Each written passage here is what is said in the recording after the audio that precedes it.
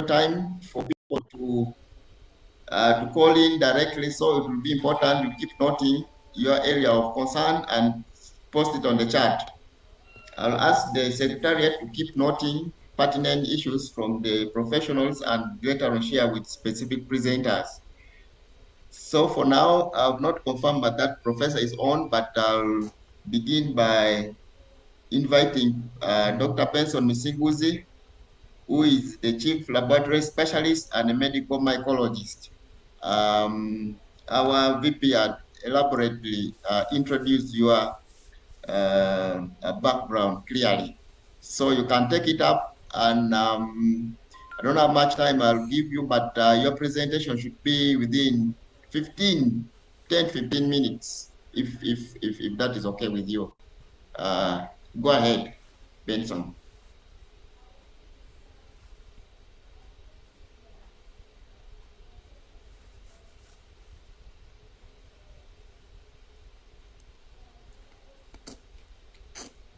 Okay, thank you very much, Umlta, and thank you, VP and Chief Scientific Editor, for organizing this training in form of a CPD. Once again, I'm called Dr. Benson Sims, and I work with Muni University, where I'm supporting the labs and development of the medical school, basically for lab to increase on the laboratory professionals in the country. So when I was a young person in the profession, I used really to keep wondering why the lab, we generate a lot of data, we keep a lot of data within the lab, but the data is not communicated out there. So sometimes we do a lot of work and we are not utilizing that data, and it's not available to the scientific community. And I think this is really timely, that as laboratorians, how do we communicate what we have done to the scientific community? If I've done an innovation, should I wait for the innovation to be taken up by another person? So this is really very, very key in this era, era of 21st century. So scientific writing is really very, very crucial for professional communication in laboratory medicine, and it ensures research findings adhere to established standards and journal guidelines, as we shall really discuss. So at the end of the day, if you have done good work, how do you communicate it? And I usually tell my students that instead of having very nice work in that dissertation or in that thesis and it is kept in a library, it's really not good to have it done well and is not communicated. Actually, if someone has done some work and is not all of that best, but is communicated to the scientific community, it's really so much better than having this work done and is just in the shelves. As you may bear the witness, right now we are into the era of internet, where people don't go to the library that they are going to read. Instead, they go to their phones, to their laptops, Google Scholar. Now we have AI, and that work usually, once not available online, then the person has done literally nothing. So that's why whatever little work is done, it's really encouraged that is communicated to the big scientific community. And that is the gesture of this.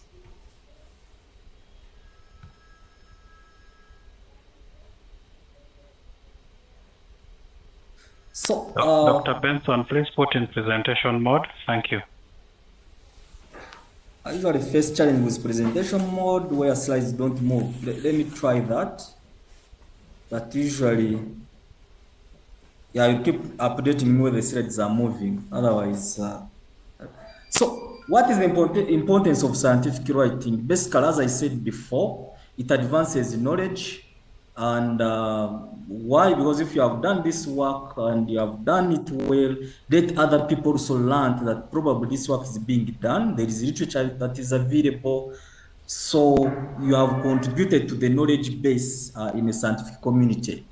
Then it ensures replicability, whereby if you have done this research, you have done this procedure in the lab, I should be able to follow the same procedure and I have results. So it's really very, very important that the detailed reports allow others to reproduce the same experiments, and it has a direct impact. So research influences clinical practice and future studies. So once the research is done and is published and has been peer reviewed by other scientists and it is accepted for publication, then it has an impact. Most of the decision, evidence thesis decisions, they are made after thorough research. And the research, at the end of the day, has to be published for the scientific community to critique and say, yes, I think this is it and this is how it's going. So it's really very, very key and has direct impact. So when we talk of a manuscript, usually when this research is done or the writing is to be done in the form of a manuscript, it has what we call emerald structure. Emerald structure, the manuscript must have an abstract, must have an introduction, must have the methods, must have results and the discussion. So for the students or people who have gone through class, usually at the end of your program, usually do a research. And this research, if you want to do it in form of a manuscript, then it has to be summarized into a manuscript. And usually what is lacking now is the chapter 2 of the literature review. As you can see here, we don't have that chapter 2, which is after the introduction. However, in the introduction part of it, usually it has to provide context and state the study objectives, what is the problem, and why do you think the work is worth publishing, what is new.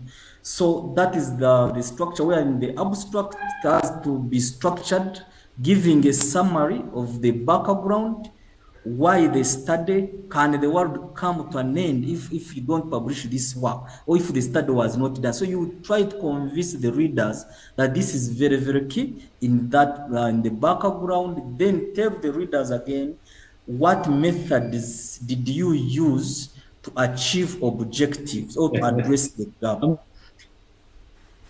Yes. Then results, then the last would be the conclusion. And this is what we call emerald structure: abstract, the introduction, the methods, then the results, and finally the discussion of the results. So they are key. Hope the slides are moving. VP, slides okay? Moving? Yes. Okay. Please carry on. Okay, perfect. So when you are planning to write a manuscript, either through out of your research, out of the thesis, out of the dissertation, there are key guidelines and the language that must be used depending on the journal. So the manuscript must be clear to the point that, you know what, this is the problem I want to address, or this is the problem that I've addressed in this study. This is how I have addressed in the form of the methods. These are the results that I got. The discussion is here because I can't do everything. You state the limitations and the recommendation. So it must be very clear, conscious, and we shall see the number of words and pages. Then the grammar. Usually the grammar must be grammatically correct. Otherwise, if it is full of errors, then the mass is likely to be rejected. English is required for most journals, especially now that Uganda is an English-speaking country, then we would prefer those journals that really accept English. Language editing, they are non-native speakers should seek professional help. Surprisingly, even Africans, Ugandans, sometimes you submit your manuscript, then they tell you, you know what, you need a profession to look at the language, to put it into English. Then International Committee for Medical Journal, editors, compliance. There are guidelines, as I said, emerald, guidance must be followed while writing the manuscript and should be consistent with ethical practice recommendations. Right now, every research, especially when it's a primary research, it's mandatory to have ethical approval, at least a statement on ethics, whether you have been given a waiver or how human subjects, in case you're dealing with human subjects, how are they protected? And that's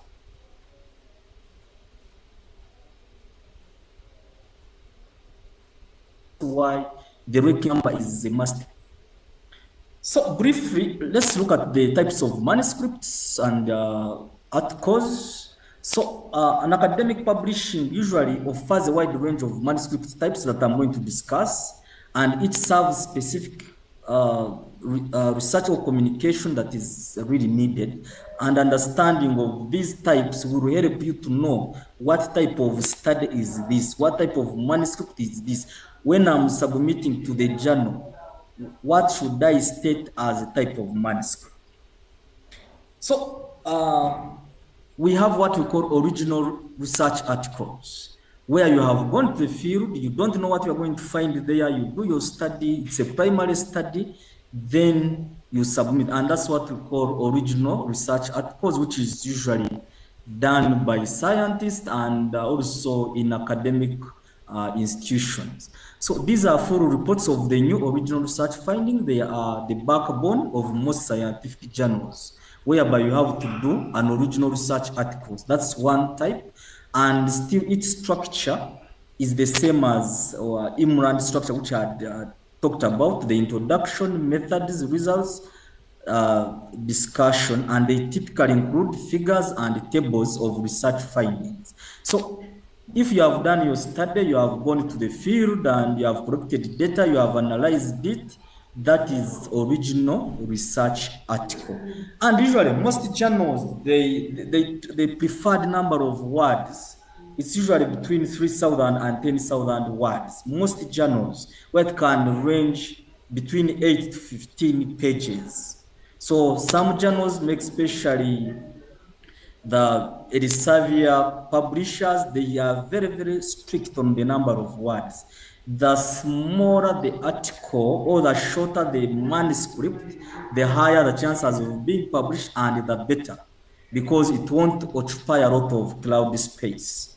So this allows for comprehensive detail and analysis, and that is its preferred number of words.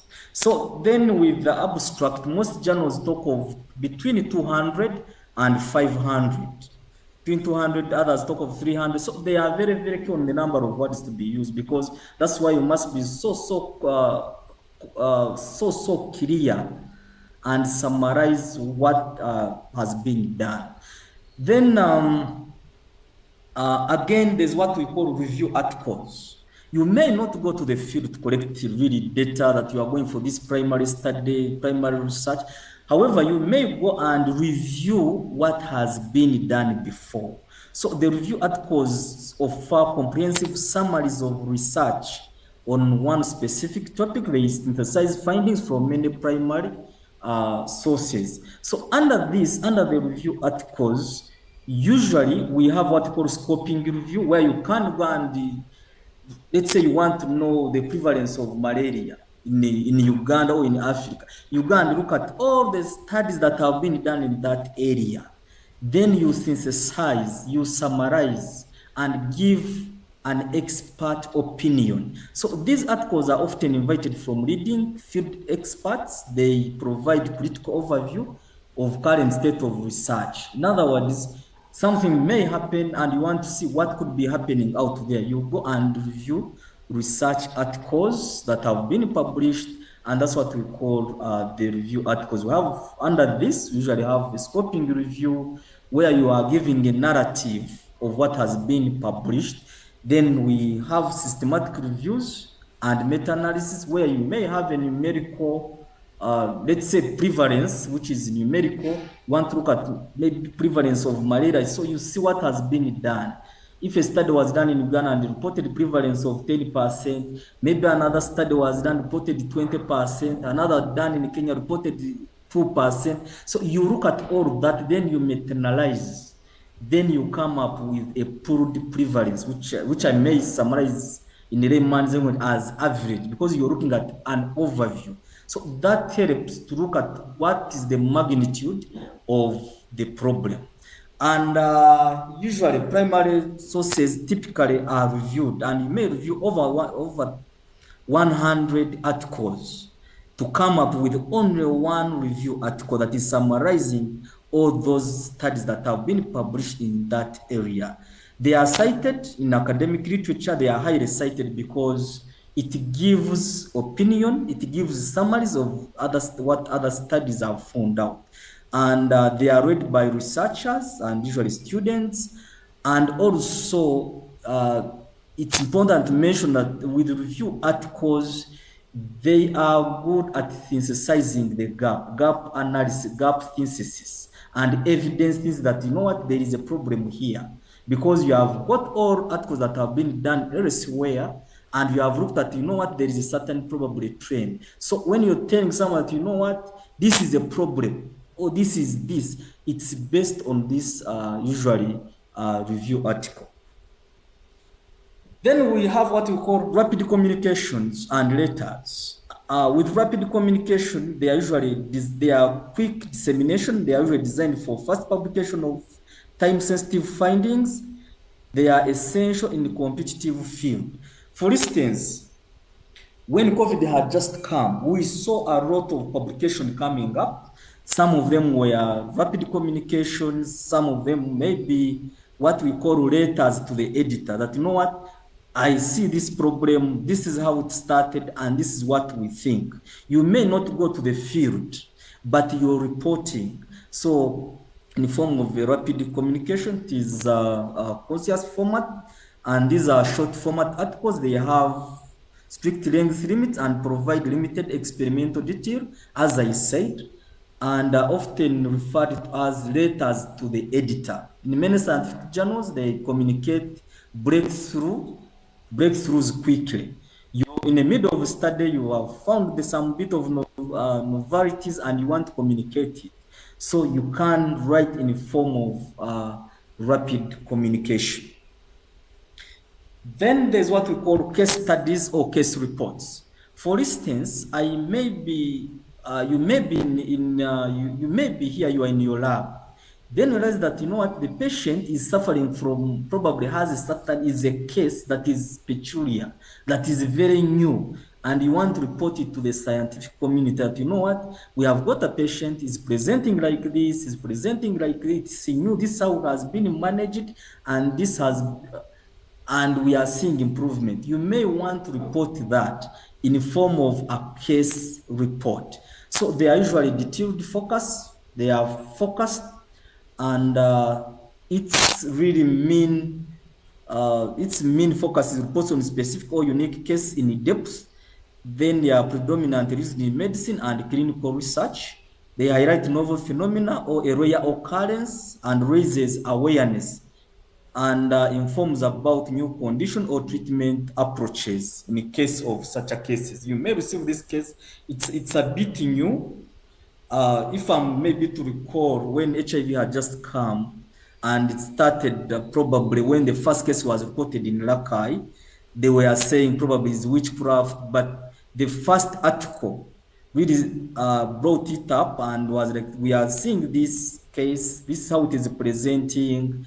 It was called the Serum disease, then it came to HIV disease, then all over the sudden it was because it was being reported. We usually see this. So it's important that once you have a certain case, it's reported in the form of case report, and the journals accept such to be published. Then we have research notes or brief notes, which is preliminary findings. I may do a study, and this study probably is taking 5 years. And before the end of 5 years, I probably get some preliminary finding which I need to communicate. So these are short reports on preliminary or exploratory results. They share early insights effectively that this is happening and this is how far we have gone in form of preliminary reports. Or I may anticipate that I'm likely to do a study or compete for funding maybe 1 year from now. Then I start slowly collecting the data, preliminary data, And that preliminary data I can publish and becomes the basis for the next study. So with brief reports again, new methods may introduce innovative methods or pilot findings. They have highlight procedural advancement, and as well they are less detailed than full research article because they are preliminary, and they may maintain conscious focus of up to 20 manuscript pages.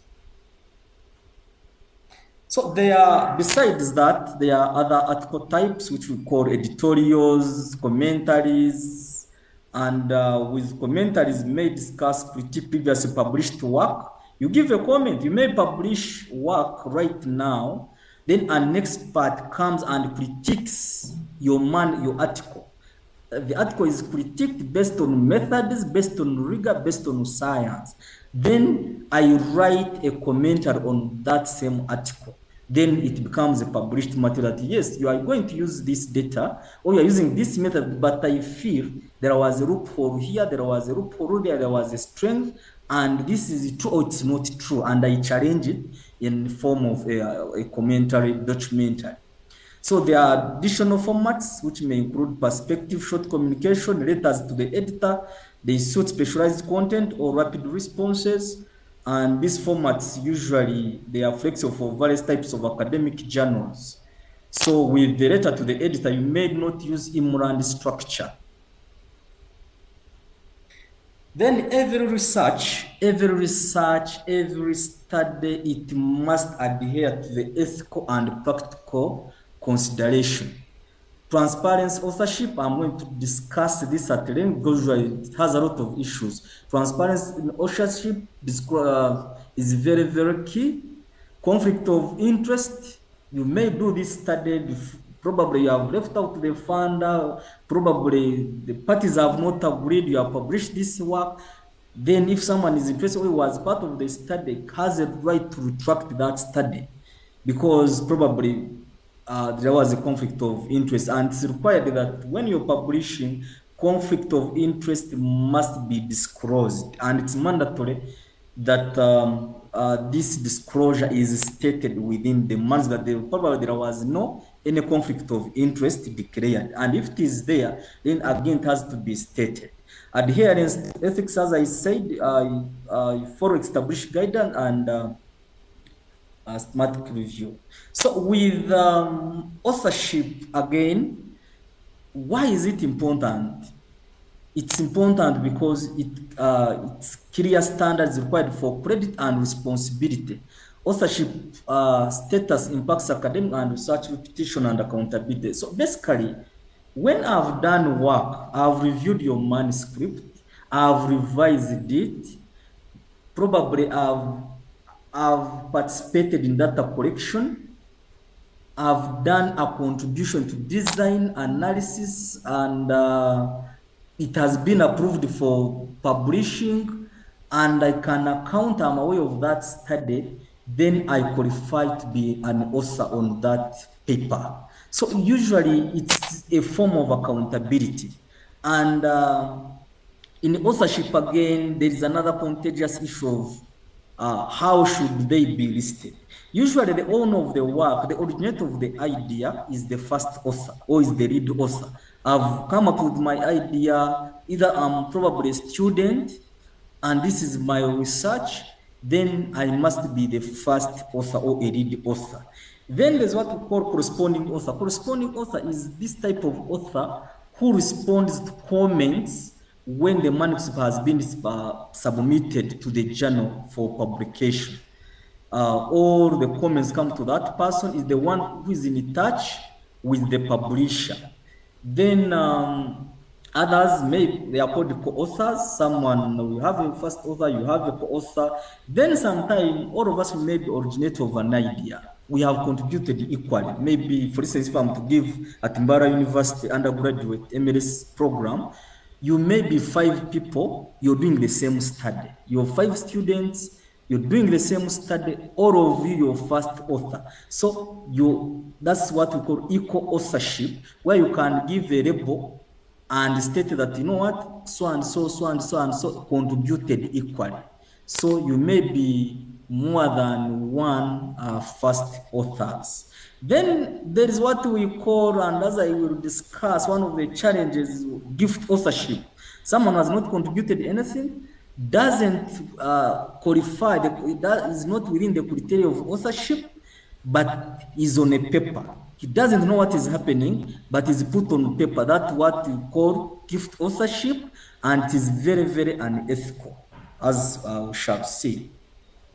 So common challenges, as I said, gift authorship, listing and serving individuals. Someone doesn't know what's happening, but because probably is the head of the department, probably is a senior person, is your supervisor, you feel should be on the paper. That's what we call gift authorship, and it is very, very unethical. Then another challenge is ghost authorship, omitting deserving contributors. And usually, most people quarrel on this. Someone has contributed to the work, has participated in drafting of a manuscript, revision of a manuscript, data analysis, data collection, but that person is not acknowledged, the same person is not in the authorship list, then that is ghost authorship, and he may challenge that publication. So disputes over order and credit, especially large teams. So another one of the challenges is the disputes with the order, because usually we say that the first author is the owner of the work. The second author probably is part of that work. The last author is usually the senior author. Then from the last, usually those are the seniors. From the first, those are the juniors who are being supervised by the seniors. So someone, I may be the first author, I'm the owner, I'm the originator of the idea, I'm the one who has done the work, probably I've graduated. 5 years down the road, I see my work being published, and I'm not there, or I am in the middle, meaning I'm not the owner of the work. So those disputes are usually there, and it's very important that such issues are discussed at the start of the writing. Then pressure to add senior figures without real contribution, because you feel this is a senior person, probably this is a funder, this is a supervisor, then you receive a lot of pressure that you must add so and so because he has done this. Those are some of really challenges that are faced by authors. Then what are the best practices for ethical authorship? Decide authorship early and revisit as work progresses. So usually when writing is to start, it's good to discuss, it's very good to discuss the issue of authorship first. Decide authorship very, very early. If I'm to contribute, where will I be? Will I be in the middle? Will I be a senior author? If I'm an expert in the area, or I've done everything, where do I belong? If I'm originator of idea. So it's good to discuss the issue of authorship at the start of writing and keep revisiting it as work progresses, because I may start, I don't have data analyst on my team, then all of a sudden the journal tells me that, you know what, you need to reanalyze the whole work. So I'm forced to go and look for data analysis, a good data analysis, meaning that person qualifies to be author. So has to be added on the list of authors. Discuss and document individual contribution regularly. What is the contribution? What has someone contributed in the study? It's good to be documented still as the work goes on. Follow journal and institutional authorship guidelines. They are very, very clear and available online. Every journal has guidelines for authorship, and even institutions. For instance, if someone is working with the NIH, I think even the CDC, he can't be a co-author on a paper without clearance from NIH. Whatever you're doing it on behalf of the institution. So if that is the guideline, then that should be discussed from the start. That, you know what, I'm working with the NIH, and for me, yes, I'll help you to revise this manuscript, but to be an author, then I need clearance from NIH, or I need clearance from CDC. Otherwise, you may push this paper, it has gone out there, then CDC has seen its stuff on a paper and is talking on behalf of CDC. They say, no, this is not our position as the institution. So retract that paper. Or just be there as author as an individual. So usually it is good to follow this guidance from the start. Then require all authors to complete conflict of interest disclosures. Again, conflict of interest is common, especially with finance. You may give me the money that you go out there, do this study. After doing this study, we are going to publish. Giving me your money as a funder does not qualify you to be a co-author. So sometimes people take this as a conflict of interest. And even when you're declaring conflict of interest, usually they say the representation, whatever is in this manuscript, is not a representation of the funder. So such a conflict must be of Uganda, which may have a conflict of interest. Then that should really be cleared. Should be declared that, you know what, there's a conflict of interest here, there's a conflict of interest here, or I want to be neutral on this. So I'm coming to an end. What are the summary and key to success? Successful scholarly writing or scientific writing requires meticulous attention to detail and ethical standards. It's important to follow specific journal instructions and structures, ensure originality, clarity, and replicability of the work, observe ethical standards and disclosure requirements, and could contribute meaningfully to the clinical and scientific advancement. So every study, I urge that as laboratorians, whatever we are doing, write a simple manuscript, write a simple SOP. Those procedures are publishable. I may be looking for probably a method optimization procedure that I should use in my lab. So if you have it in your lab, I may not know that you have it in your lab. But if it is out there, if it is online, is a published material, I'm able to really access it. So I urge that whenever we produce this work, let's communicate through publication. Yeah, that comes to the end of my brief presentation. We usually teach this for 5 days, but I've been given, I think, 15 minutes. Thank you very much. Thank you very much, Benson. You've kept within time, although we short a little, but it was worth the time taken. I urge the members to continue sending in the questions on the chat.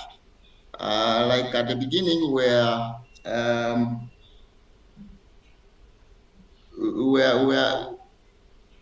okay, am I audible? Yes, please carry on. Okay, fine. Okay, so let's put a question to Benson on the chat because we want to bring in our keynote speaker. Understand is now on call. And afterwards, then we can take on the question for Benson later on, but please don't run off. So for now, I would like to invite our keynote speaker, who is the director of the Uganda Virus Research Institute. That is Professor Pontiano Kalebo. You're welcome if you're online and you take it up from there. Okay. So this is Professor, are you on call? Yes. Let me share my slides. Can I be allowed to share? Please go ahead and share. Please go ahead. Share.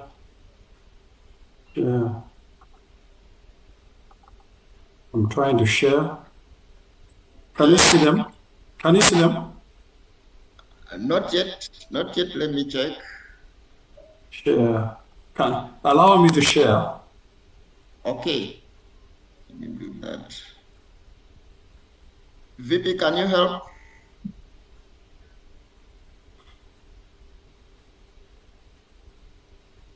Just a moment. Okay. VP, can you help? Yes, Prof, you can go ahead and share. It's okay. All right. I'm trying to share, but I'm not succeeding. Can you see? No. I think he could be made a co-host to make it easier. Yeah, we have to make him a co-host. Make him a co-host and then he can be able to. Okay, let me do that. Give me just We sign in as Pontiano. Okay. Just a moment.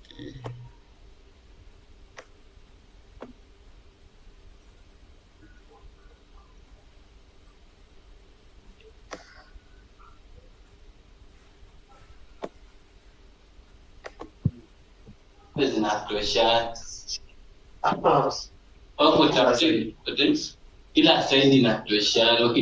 could try. I'm trying, but I'm not succeeding. The co-host.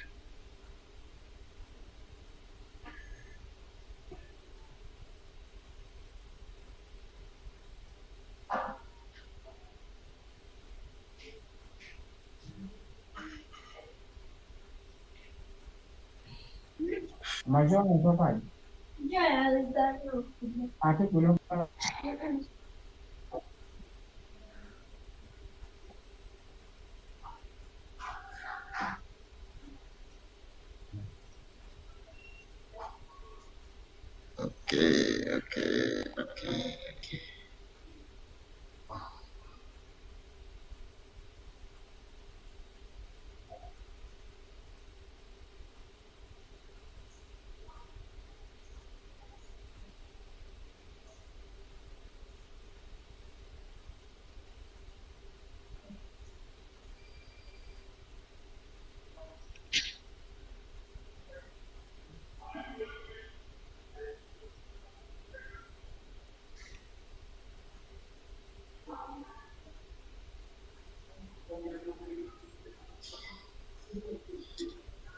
Meanwhile, members, you can check the chat.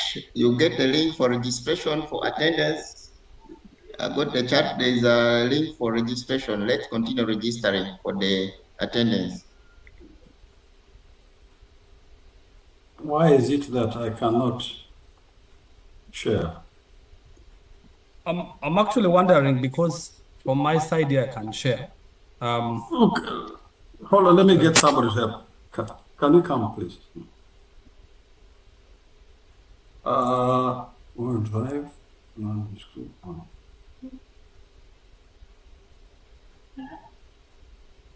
Your side you can share. Yes, I can share. Yeah, come. Yeah. Your side you can share. And my slides are, if I send them, they will be too heavy.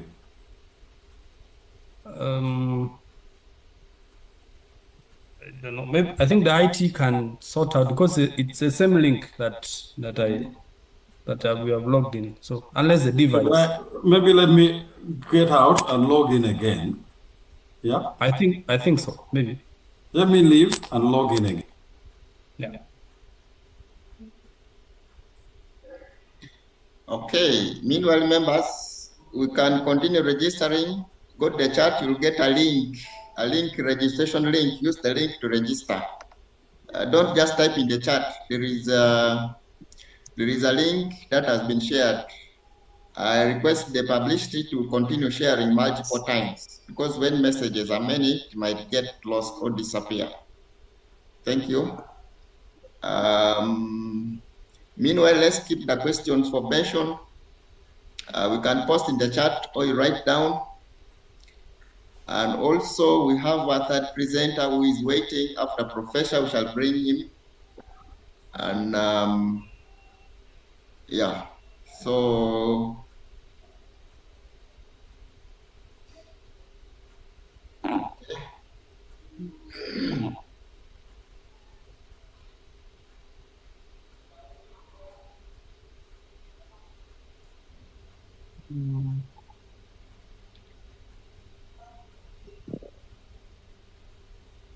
so as we wait, Benson took us through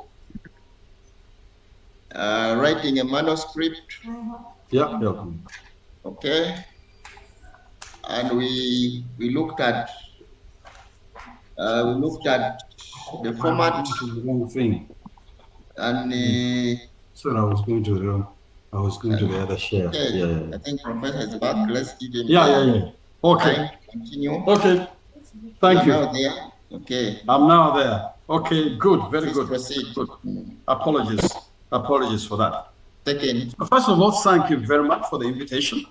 When Eric and colleagues contacted me, I didn't know what to say really, and I've been scratching my head. But I also thank the previous speaker, who has done a good job in going through the manuscript writing. I'm going to talk about a bit. My talk will be here and there. I'd hoped that I'll be able to interact, but I'm going to talk about this.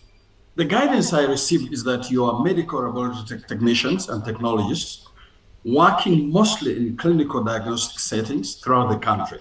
I hope that is the case. The majority of you are degree and diploma holders, a few certificate, and some have masters and PhD holders. There are also those working in research settings and academia. I'm more used to talking to colleagues who are in the research setting and academia, but I also have interacted a lot with the colleagues who are working in hospital settings and clinics. Can you hear me well? Yes, Prof. Yeah, myself, yes. We can hear you, Prof. Yeah.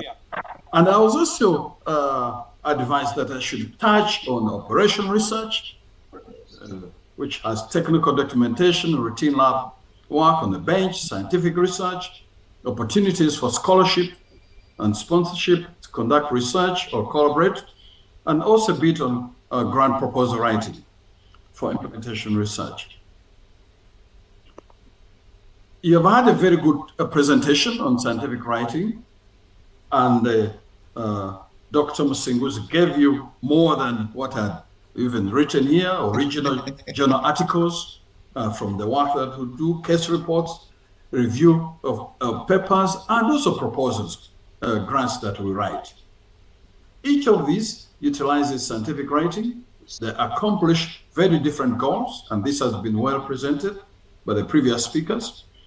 Scientific writing serves multiple purposes, including communicating research findings, documenting methods, persuading readers of what you have done, educating the audience. That's why we need to do very good work to educate the audience, and requesting funding through grant proposals. Because when you write and we find people read what we have done, sometimes we find gaps and we write in our manuscript the gaps that require future funding. That helps us a lot to acquire future funding. But as we talk about writing and grants and all that, we need to put into mind what are our career goals, and that dictates to us one key, a very, very key subject. Why do we need to publish? Then the mission of our institutions or organizations. Some of you may be coming from institutions that are very much concentrating on care for patients and also to make profits. The one who contributes to this goal is the most valued. And then for yourself, you say, why should I bother about publications? So these career goals motivate us to do what we do in terms of writing and publishing and all that. I took time to look at the more recent standing orders. I don't know whether this is the more recent, the most recent or the other recent ones, but this gave us it gave me an idea of what is required of the medical laboratory cadre in the Uganda Public Service. I don't think you can see a pointer, unfortunately, but as you read through, they talk about the medical laboratory function, supports health programs, provision of diagnostic lab services for preventive and curative services, medical quality control, evaluation of lab services, as well as participating in medical research activities. So all of us as medical lab cadres, there's some expectation that we will participate in research activities. So it's very, very important. The service of scheme for the lab cadre has undergone changes. But again, as you look at these new guidelines, they emphasize that cadres in those days, lab cadres, they used to have certificates and diplomas. Things have changed. Many now are getting degrees. Many now are doing their masters. Some are also progressing to PhDs. And this already further emphasizing the need to specialize in scientific advances. That will be required. It's very, very important. And they talk about, they want individuals who are going to work to formulate, to work in national research and specialized laboratories, reconstructing the healthcare systems, which has broadened the referral system and encouraged provision of specialized services at lower health care deliveries. So the demand, the requirements are changing. They're requiring us, in addition to provide services, but also to be more inquisitive inquiries so that we can contribute. When you look at the cadres, commissioner, assistant commissioner, I think this is one of the highest if you want to go into, to remain within the medical laboratory services, assistant commissioners. Again, here, as one of the job purposes, they talk about coordinate, provide technical and managerial leadership and deliver medical services. But when you look at the duties, somewhere, I think it's the, I think there was something to do with the supervising, planning, coordinating lab quality, mobilizing, managing resources, providing leadership in research initiative. So you can see research coming up. Those who go up, medical laboratory specialists, they talk of bachelors, masters, and again, when you look at the job duties and all that responsibilities, is somewhere, again, they mention providing technical support to clinicians, training, and mentorship. But when you look at B, number B, designing and implementing research activities. So we are the principal medical technologists. Again, when you look at duties, they mention somewhere in G, providing leadership in research. So colleagues, research, we cannot now avoid research when we're doing this. And if we're to get involved in research, definitely we need to publish and we need to also write grants to attract funding. Research is expensive. Research is not well funded. So we need to do that.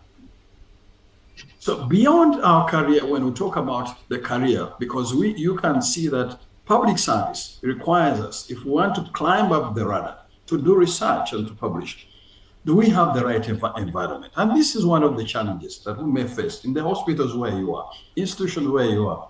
Training opportunities, very, very important.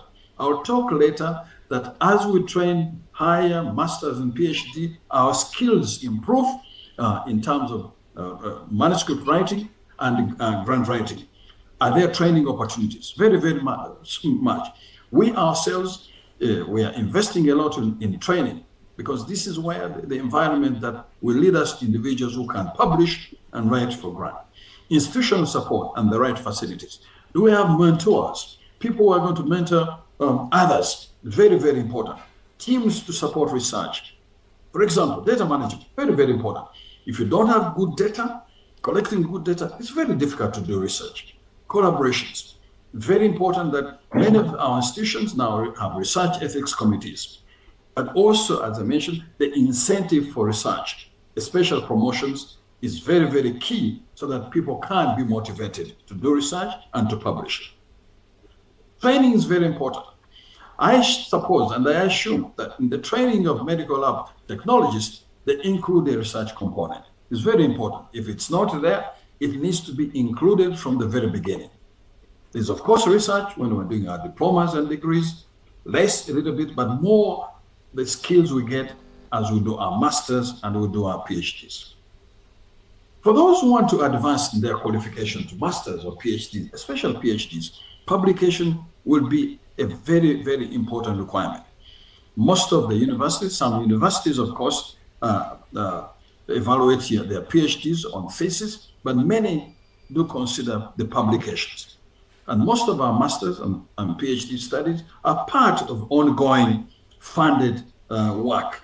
Of course, some PhDs bring new ideas and all that, but the majority of our masters and PhD studies are part of ongoing funded work within a group, so that they contribute to the group. And this raises the issues that the previous speaker was talking about when it comes to publications, who owns this and all that. You are doing a master's, of course, you need to be innovative. It has to be original, you're doing it, but you are part of a larger part. So that's why sometimes first author and senior authors are very important. They are really driving the work, even when we're doing our manuscript and publications. And when it comes to discovery, the intellectual property and all that, although most of it belongs to the institutions, but there is always shared responsibilities. For us in academia and research, we say we publish or perish. For us, it's very, very important. It's core part of what we're doing. As senior scientists, I must tell you, we like to have students. We need to have students because these are the ones who drive the work we do. They put in long hours. And of course, capacity building in many cases is part of our work. So we always want, if you get a good PhD or master student, really it makes your work move, and it's very important to us. Yeah. This was my first publication. Yeah. I've published quite a lot, but I didn't start early. And I did this after my master's training. Yeah, and again, I tried before my master's when I was here at UPRI, but things were not working out. You write, you find it doesn't work. But this was my first publication. It was a difficult one. It took me time and all that, but with time, I gained more and more experience. But again, my first publication, I recall, very, very important. The data that you collect need to be appropriate. So postgraduate training helps us to build capacity in research, and many medical lab staff who have acquired masters or PhD have been involved in research and have contributed a lot to knowledge. It doesn't mean if you don't have a master's or PhD, you don't contribute. Many of our technical people who help us do the work are technicians like you, and they are part of our publications if they have contributed intellectually, and a great contribution. But postgraduate training, I think, if we want to move higher, is very important and key to us. Now, I want to talk about this mentorship and doing. Today, you have listened, they have given you a presentation on manuscript writing, what you require and all that. And there are also grant writing workshops. That is a very good start. There are people who think that in order to write manuscripts and grant, you have to attend workshops, and they become workshops after workshops. That's not the way. Workshops are important to start, to understand, but the best way is to advance. Is working with the good mentors, good teams, and getting on with the writing. Not workshops. Attend a few workshops, and then get to do it. Yeah, the first papers, as I said, are difficult, but with time you gain experience. What are the opportunities that exist in our institutions? I think many of you have REC, research ethics committees. There's some training. Others have collaborating with academia and research institutions. If you don't have that, start thinking about how you can collaborate with academia or research institutions near you. I think there's some low-hanging opportunities. You have patients, you have communities that are receptive to research. There are simple studies that we can work as a team. We at Uganda Virus Research Institute and the MRC, we have supported hospitals and institutions in many different ways in some of these areas, in terms of training, in terms of helping forge collaborations. We have worked with Masaka Hospital, Entebbe Hospital, India Hospital, we have supported them, and many others in some of these areas. So we have these supporting these hospitals, and through grants, small grants, we had a very good Welcome Trust, which also even contributed a lot to Makerere to develop the microbiology and immunology department through support, through training, and also providing some funds for equipment and all that. Opportunities for promotion are very important. This is an example at the Uganda Virus Research Institute, whereby we have medical lab technologists who have opportunities to advance to senior medical lab technique, research officers, senior research officers, principal research officers, and assistant directors. But we have an issue here. And in fact, yesterday, I met the Permanent Secretary for Public Service to discuss this issue. Because here, yourself, I think many of you who have joined are medical lab technologists. But we have other technologists who are not medical. The people who have just studied biochemistry, somebody just goes, studies viruses, who are not caring and all that. So we are discussing how we change these categories and create positions that are wider than just medical. Medical can be part, but we have a lot of our cadres, our technologists who are doing very good work, who have finished their bachelors in biochemistry and the rest, who are not fitting very well. So I think we are agreeing that this may change, and we'll create maybe a lab, scientists and all that, so that they can all join in and be able to be in our career promotion. And again, as I mentioned earlier, career promotion is an incentive to publication and grant writing. And as I've mentioned to you, the new circulars emphasize medical research. So it will be an advantage to many of you if, in addition to the work you do, the care you do and all that, you add on publications. But one of the key challenges is the environment, the right ones. So the challenges, of course, I said funding for research is very limited. There's no research funding in the Ministry of Health budgets, unfortunately. Institutions are not prioritizing research, but service provision. Sometimes we lack the right teams. For instance, data management, statistics, and microbiology. The mentors are limited, and there is no incentive for promotion. But there are low-hanging fruits. Operational research, clinical trials are very suitable in hospital settings. And many researchers are looking for good hospitals, for good sites to do their research. Operation research involves, it's a field that applies analytical methods to improve the efficiency and effectiveness of healthcare systems and programs. There are many problems we face in our communities. Identify these problems and find simple ways to address them. And that will be very important research topics. You may find in your area, there are quite high maternal death. Why are they high in other areas? It could be distances, mothers travel.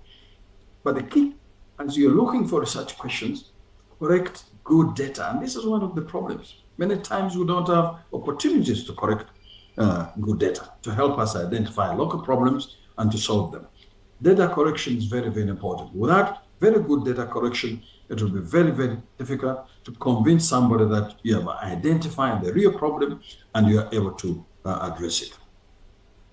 When we talk about proposals and grant writing, many of you may not be required to be at your level to be a grant holder, but as you move up, this is a requirement.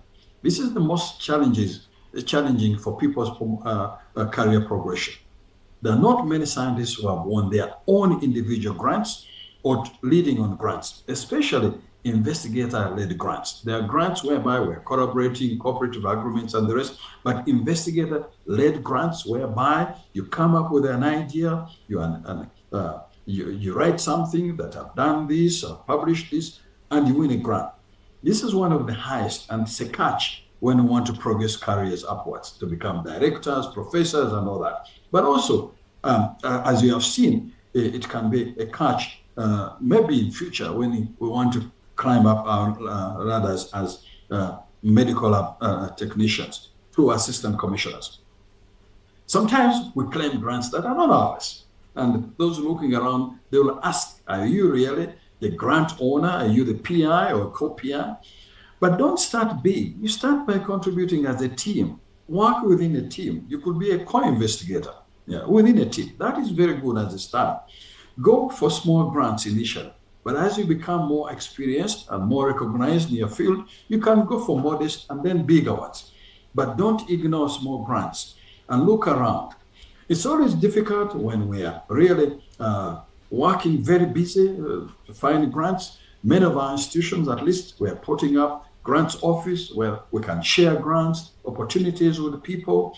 We can come together and discuss these small grants so that we can apply. We help each other.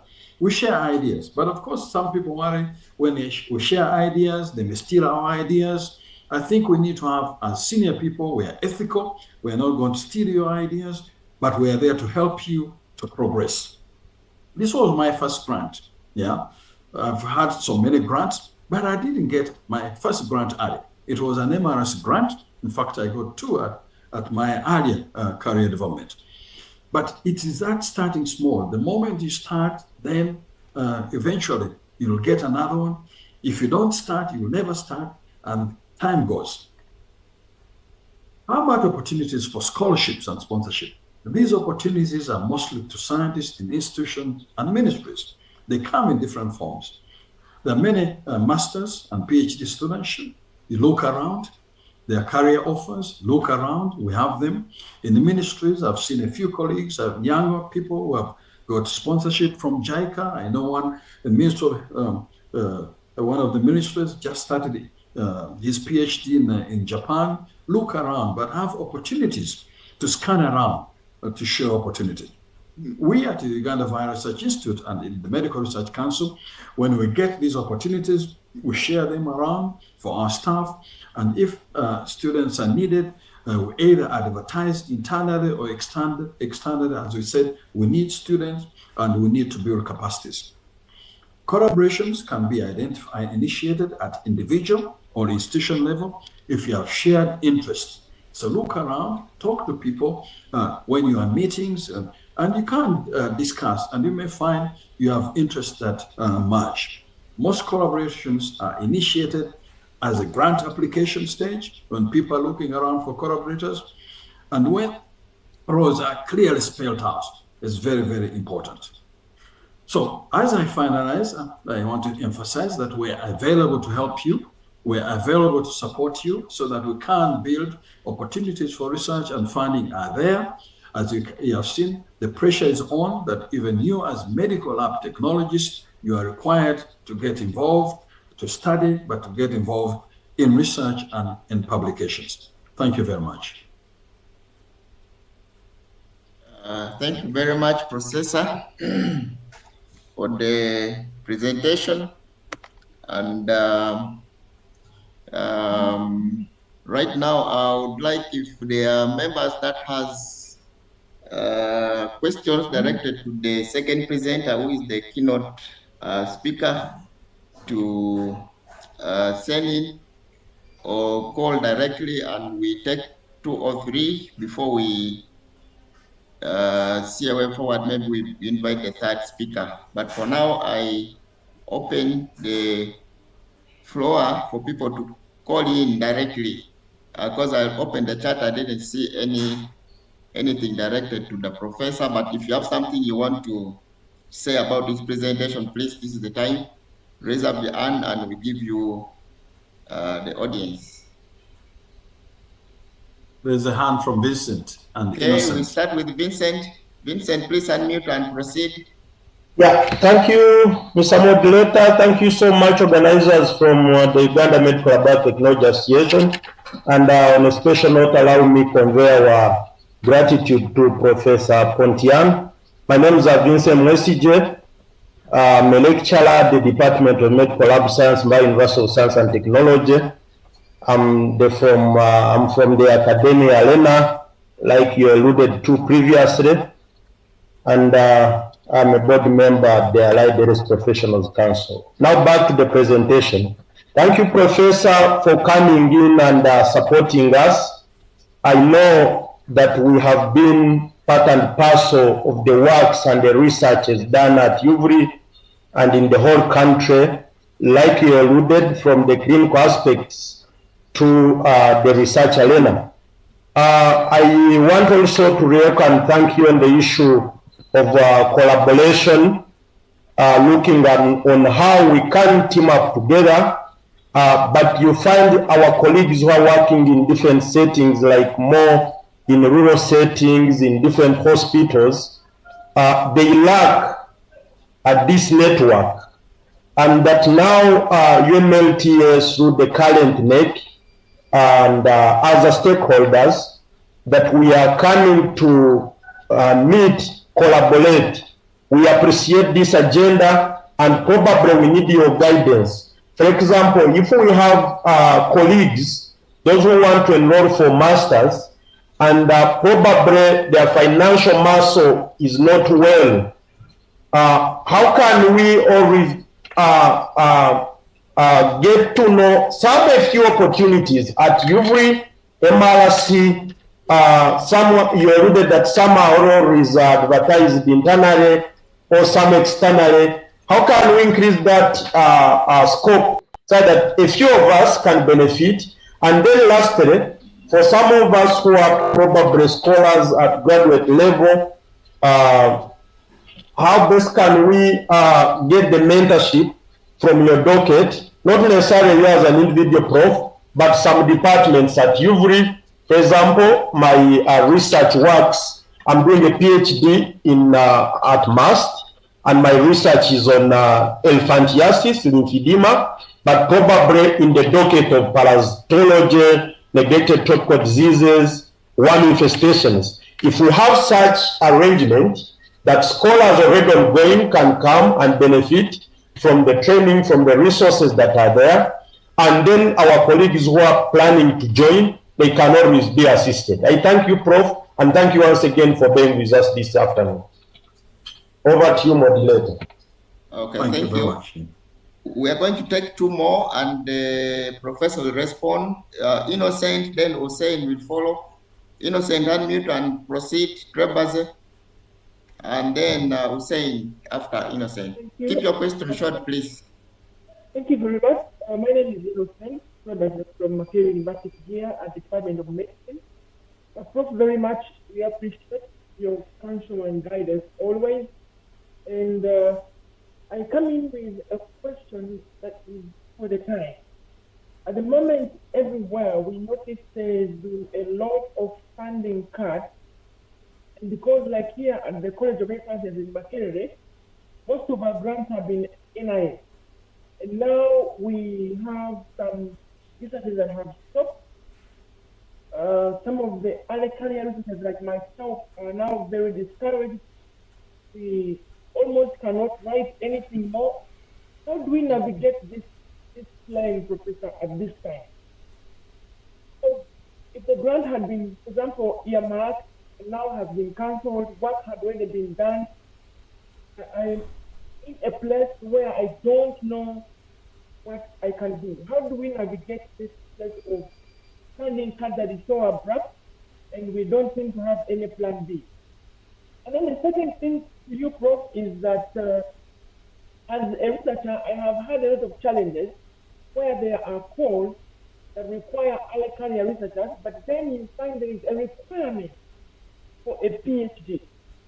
Now, I understand that a PhD is very important for excellence in research like you did say, but if it is conditioned that for somebody to qualify to be an early career researcher, there must be a PhD, I think it is not very favorable for most of the young professionals who are excited and joining in the writing field and the grant searching field.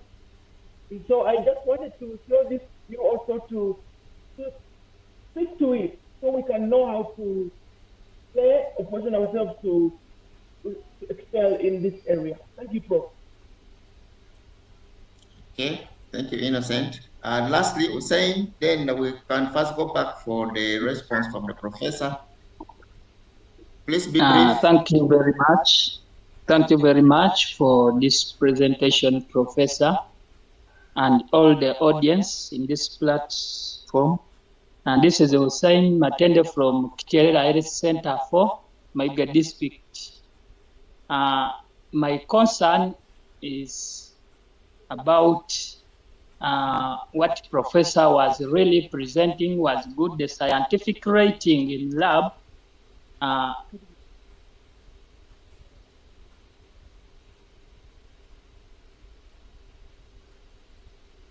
you there? Hussein seems to have gone off. Is a mode of uplifting challenge we are facing as in the lab, like put ahead in that when you bring a concept, most of the MOs or what we call our in charges, they are taking of advantages to take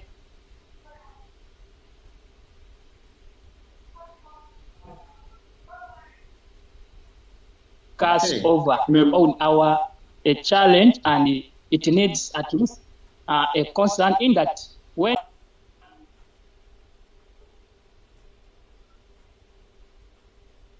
that should also be discussed. We also come out to do this work, and we own it.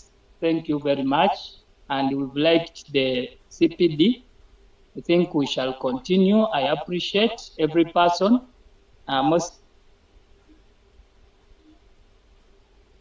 Okay, Professor, you can take it up. Mr. Okay. Okay, thank you very much. Thank you very much. They're all clear except the last one. We shall just take some bits. For the first presentation, indeed, collaboration is important. And you mentioned some of the remote areas where it is a challenge. It's not only in Uganda here. Even when I was in the UK, I realized that those hospitals that are a little bit far in the countryside, the opportunities become less. They become less because they're not interacting with some of the very top institutions and scientists and all that. It's always a challenge. But we hope that now with the better communication and interaction, Zoom meetings and the rest, that interaction will increase. We have different ways. Hello? We have had different ways we have interacted with people to support them. We have internship programs for undergraduates, and those who are doing their postgraduates, they come, stay with us for a short time, and some of them, if they're interested and there are opportunities, they stay longer and they come, they do their master's and PhD. Internship has been quite useful to us, but we also, as I've mentioned, we have open internal and external adverts. I think the other way is one-on-one. I think we need to have ways to have one-on-one discussions with people, with scientists here in Makerere, everywhere, and other institutions, internally, locally, and externally. Sometimes when you express yourself, I'm so and so, I've been doing this, I'm interested in your work, can we talk? So that one is also encouraged, being proactive and having one-on-one discussions, like the area you are interested in. So we need to broaden all ways of interacting ourselves on ourselves, but also on yourself to be proactive in here, so that we can collaborate and work together. There's the issue of funding cuts. Very. There's somebody talking. Yes. Wait, mute. Okay, this funding of NIH, my friend, it is really a very bad. No one ever expected that you will have such a thing, that you have been funded, everything's moving, and then suddenly your funding say stop. It is so unfortunate. It has really cut people's career, not only you. I sympathize with you. There are many, even a few of ours here, who have been funded through USAID. Some have lost opportunities. There are organizations that are a little bit better off, who have had wider funding base, but those who have relied a lot on NIH, it's a major problem. I think what we do, look around again, the same as the earlier question, talk to people, and you may find somebody who could take you on. Look around for people who have similar interests, both in the country and outside. There could be people who could help you to move your career, but it's a very unfortunate. Nobody ever expected that such a thing could happen. A few days ago, I was talking to a colleague at JCRC, where they say some of their funding has been cut. So it's very unfortunate. I have no suggestion for you, but just to talk to people, and maybe you'll find somebody who will direct you to a better opportunity somewhere. For other career opportunities, some are PhD indeed. There are others that are a master's. Wellcome Trust, MRC, they have had career opportunities for masters, and others for PhD. Yes, our career can mean PhD, because when you finish a PhD, you are just beginning. So again, look for opportunities. Some may be for PhD, some may be for masters. That's how the funders are taking it. So widen again your search. There are opportunities for our career for those who are doing masters. The last one was it wasn't so clear, but at least I picked this idea of taking my ideas. Taking my ideas two ways. Sometimes the students or the young investigators, they really distort the story that it's my idea, it has been taken away. If you come and join my research group, and we're working together, already I have a group I've invited you to do your masters, definitely you'll find some new ways of doing things. It could be that you are getting those new ideas together within a team. So it's your new ideas as a team. Of course, there are times when it's your new idea. Yes, idea, you should be allowed to carry on with the idea. Me as a supervisor, mentor, it is unethical to claim somebody's ideas. If you are a supervisor and you take other people's idea, students' idea, you're a bad supervisor. And if you are an institution and that is found out, it could be really taken as a very serious case that needs to be investigated. It's not allowed. But also you need to know what you take as my ideas. Is it a team idea or is it really? So there must be also clarity on that. Sometimes we get false claims. But if it is true that people take people's ideas, that is a real problem that needs to be addressed and should be not be entertained. It's a gross violation and ethical violation. I think I've tried to answer. I hope I've satisfied. And if not, we can be in touch. Thank you, Professor. And, specifically, this is Vincent again.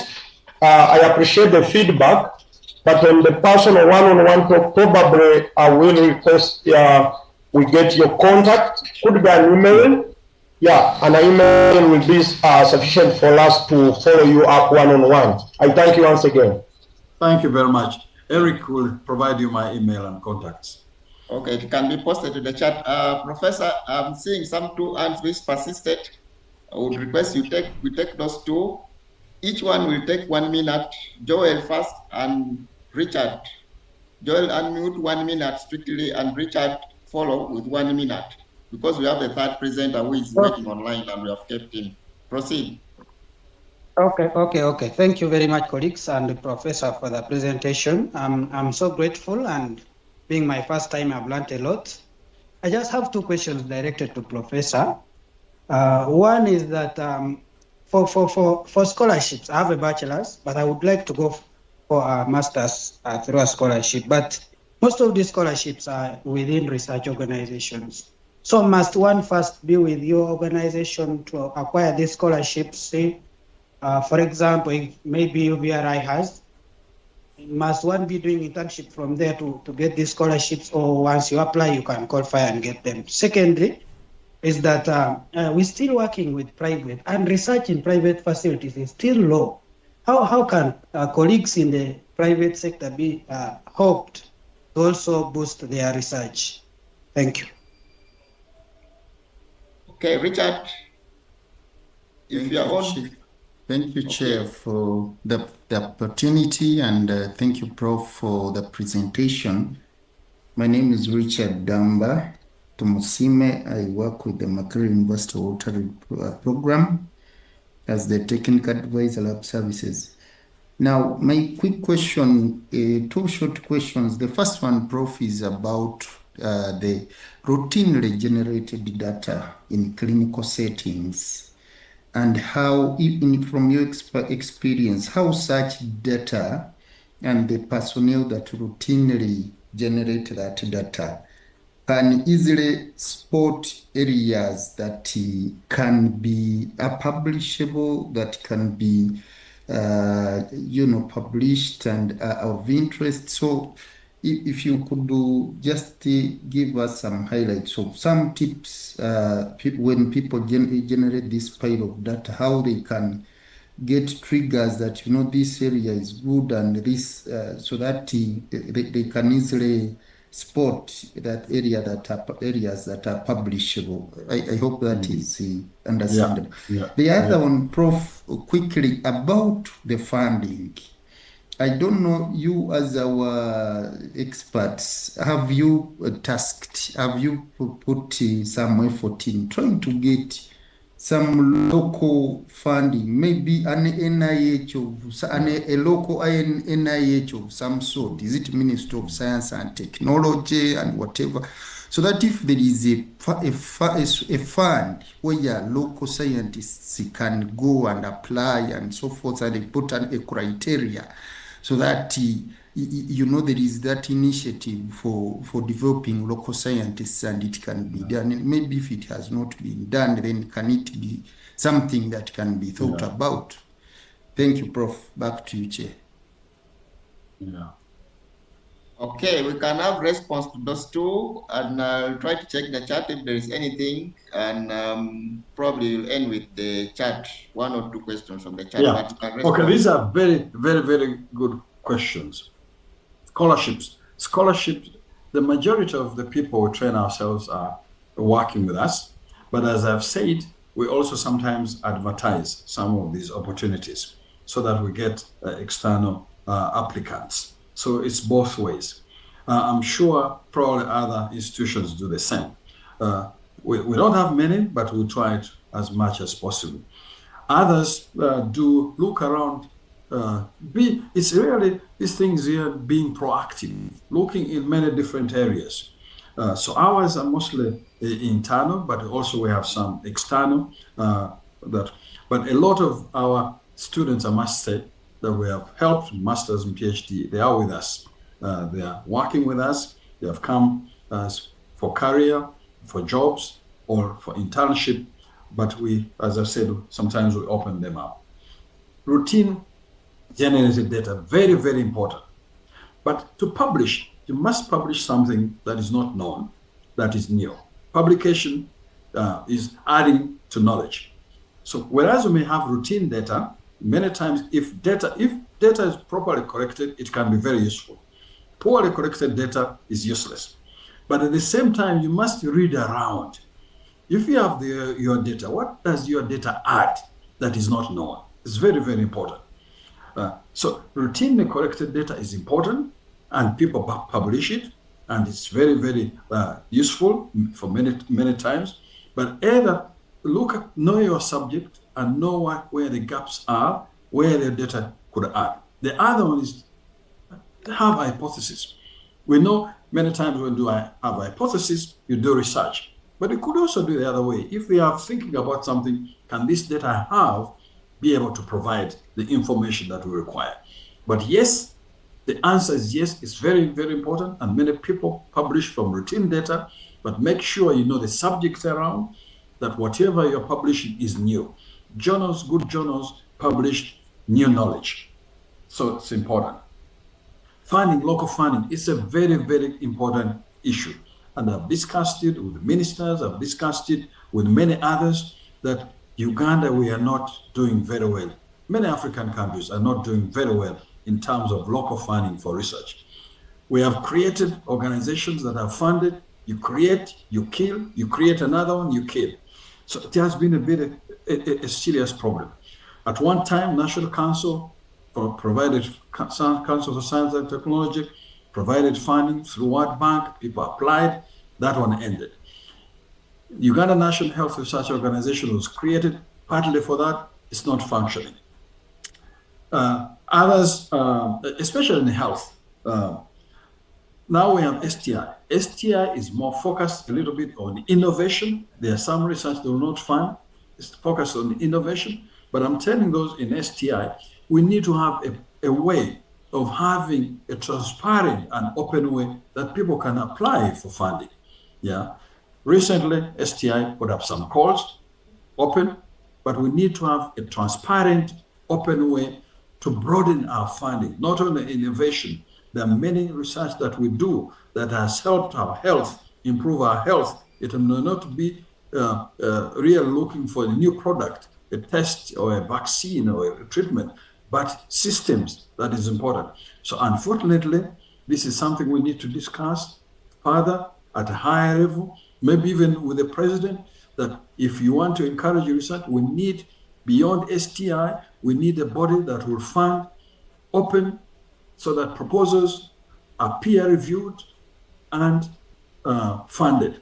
If we don't have it, I envy my colleagues in South Africa. They have the Medical Research Council that is doing very well, but we're not there. We shall continue advocating.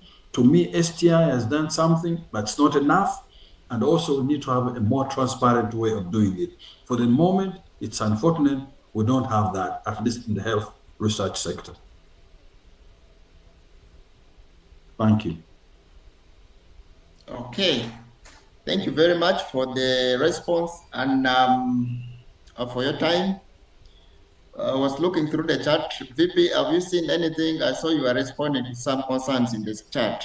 I didn't see the one which is directly now for the professor. I think if you have seen anything, you can bring it up. Okay. So once again, thank you for your time. We are going to take it up from the guidance you've given us, and we know the professionals have taken note of the areas that they are in need. We still urge you to continue being with us. Once we reach out to you, anytime you can be of help. Okay, maybe the president wants to tell us something. Please unmute and we'll let the professor go before Timothy comes in. Yeah, thank you so much, Professor and my director. In a special way, I want to pay tribute to you on behalf of the Uganda Medical Laboratory Fraternity. We are always very grateful for your time. But maybe to the general audience, UVRI, I think there's a point that Professor mentioned about internship at UVRI. Everyone has near equal chance to come and do internship at UVRI. When you log on the website, UVRI's website, there are standard forms which are uploaded by the Training Coordination Department where you can actually apply electronically or remotely from wherever you are, and then you can download the form, apply, put in your details, and upload. So there are also contacts there you can follow up. I can assure you that when it comes to allocating internship opportunity, I think UVRI and MRC is very, very impartial. Like it's given on merit. So those ones who are doing their degrees and their masters, I've seen so many of you around here. And sometimes if you are lucky, the internship is paid for. And sometimes again, if you have more luck and maybe the project is for a longer time, that's also an entry point. So you can try your luck. For professor's contact, I will try and share it with, I will talk to Babire. What I know about Professor always responds to email when you write to him. That one I'm quite sure I think is the most efficient communicator I know, at least at this level. Thank you. Thank you. Okay. Can you show some flowers for Professor as he logs out? Some flowers, some love. Yeah. But still, just a moment. There is a participant who has persisted with a question here. He's saying, how do we position ourselves to attract a 2% budget allocation promise in the budget by the president? And this question is from Innocent Trebaze. He has sent it several times. I decided to just read it the way it is. 2% for research or for 2% for research? Innocent, what do you mean? Yes. The president did say we have 2% for research in the next budget. How do we get this fund from? Okay. We need to look at this budget. We put 2% of GDP into health, to research, and all that. Many countries have failed. They're up and down. But if this is a new promise, we need to look in Matthias' budget. Is it there? I know. By the way, I don't want to really be bad, but research funding is very, very low in Africa and even in Uganda. Funding for research. I think STI recently has been very lucky. The president has really injected in money, and I hope they'll do a very good job. We have got some of the money to do some innovative work, but we need more. There are many good scientists who are looking for money, and they will need a more transparent way, peer-reviewed way, to give the best proposes some money. Even if it is small money, still funding. And I think we need to continue advocating for this. So thank you very much, and let me leave you to continue with your meeting. Thank you, Professor. Thank you, and thank you. If you have time, you can follow our third presentation, but we are grateful for your time. Timothy Otara, okay. Timothy, are you on? Yes, I am. I'll request just some guidance. If you can summarize your presentation, we have 20 minutes to 5. And if you don't mind, we give you 10 minutes, and then we have the 10 minutes to follow up the presentation, reaction or something, because of the overshooting of the time. But you can proceed. Okay. I'll request Rogers to share the presentation, please. Oh, okay. All right. In case he's delaying, maybe I can share, just in case. Please share to make it quicker. Please share to make it quick. Okay. Members, please confirm that you can see my screen. Yeah, the screen is on. Screen is on, but try to fit within the requested time if possible. All right. Yes, I will. I will. Okay. Okay. So I will not introduce myself because of time.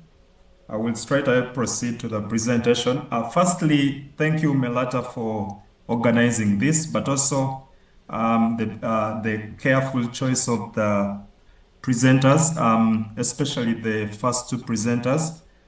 Thank you so very much.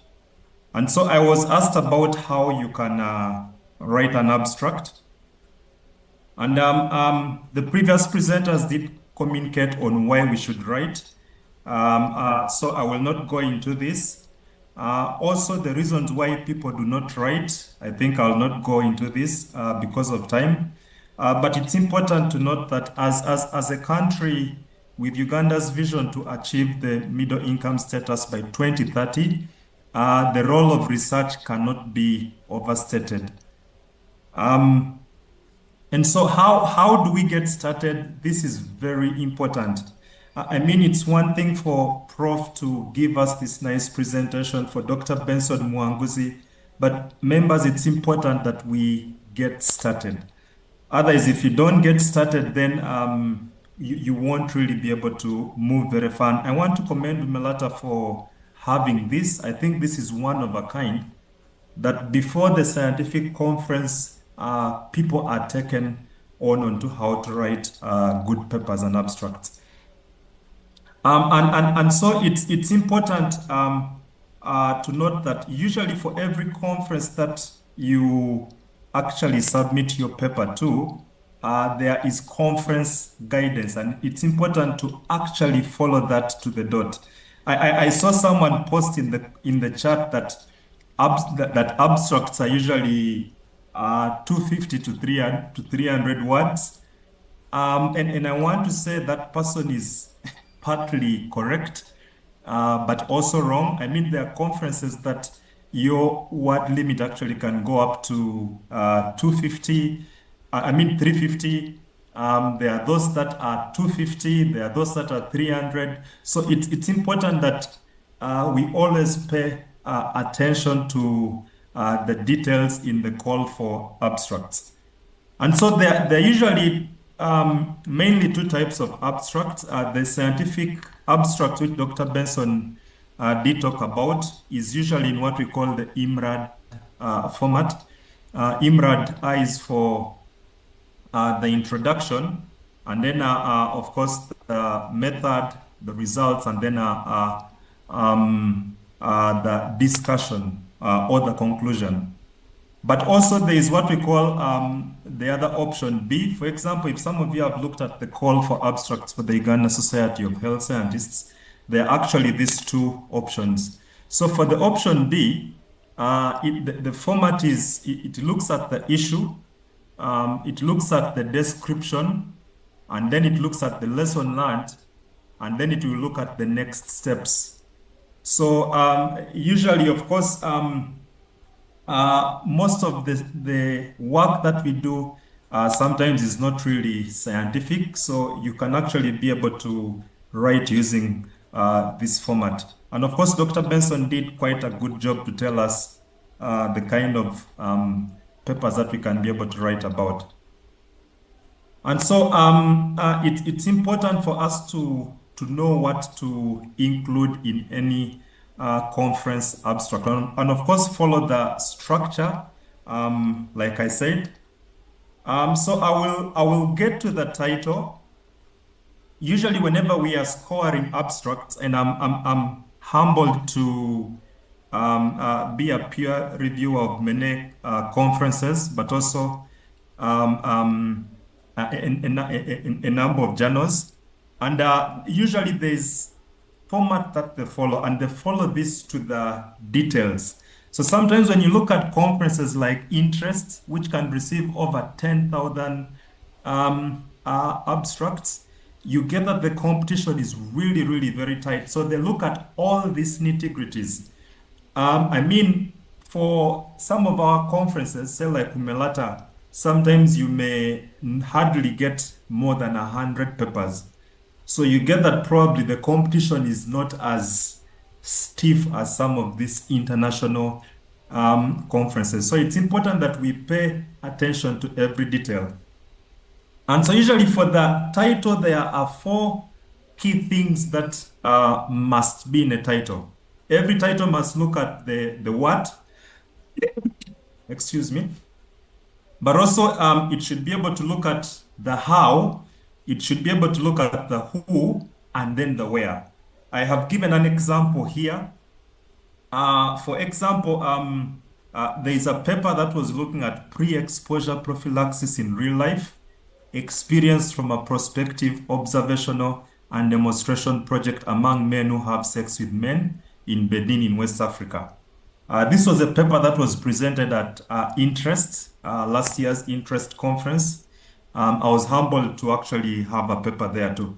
So if you look at this title, the what actually is a pre-exposure prophylaxis.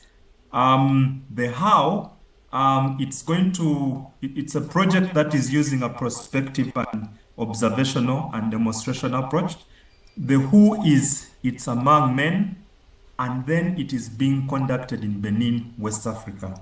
So for your title, you need to look at these key things, but also it should be short, it should be specific, representative, informative. Usually for most of the titles, if the word counts are usually more than 18 to 20, sometimes that is, of course, that does not really meet the criteria. So again, I did give examples here of different papers that were presented at last year's Umlta Scientific Conference. I thought we could look at it and tell if at all the 4 things in a title are on, but because of time, I'll not go through that. I'll go to the next part. So usually for the introduction, there are key things that we actually look out for. And the introduction is like the foundation. It's more like where you start from. And usually in an introduction, it helps to set the rationale, the foundation for the study. So here you're telling us, you're introducing the subject, but also you're telling us what is not known about the subject. And then one important thing is you need to include the main objective of the study. So those are 3 key things that we actually look out in an introduction. So as we score your papers, if they don't have that, then of course you actually are losing the marks. I won't get here because of time. Yeah, so this is again an example of the introduction. I talked of the 3 key things. You're introducing the topic a bit, but also you're telling us the issue, the problem. You're telling us what is known, what is not known about the study, and then you tell us the main objective, which is the aim of the study. So another very key thing is the methodology. And usually in the methodology, of course, there are key things that we look out for as we score these papers. Of course, in the methodology there, you're telling us the how. How did you conduct the study? But also you're telling us where you conducted the study. You're telling us the study period. You're telling us the outcomes. You're telling us about the study designs, the participants. So again, these are key things that we actually look out for in the methodology. And if you don't have them, you are actually losing marks. Here, the methodology is more like the plan of a house, as you can see. Again, because of time, I'm rushing. I think I should be able to conclude in 2 or so minutes.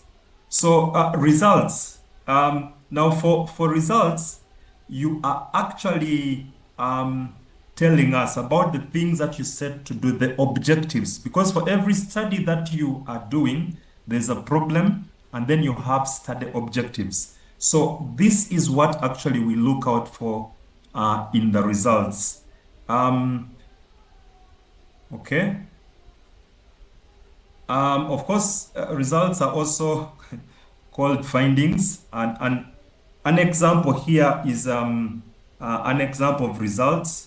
We are now here, they are saying overall 204 HIV negative men initiated PrEP. And of course, as you're telling us about the results, you're telling us, first of all, usually the social demographic characteristics of the participants, and then you're telling us about each of the objectives. Also, you're telling us about the statistical significance of the study.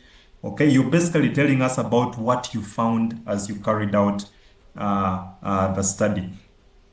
And so for conclusions, you are actually telling us now, after conducting your study, so what? Now what? Okay, and so usually now here, you can tell us about how will these findings actually impact the people, but also probably inform Ministry of Health for any policy reforms. And so you're actually trying to tell us what your results actually mean.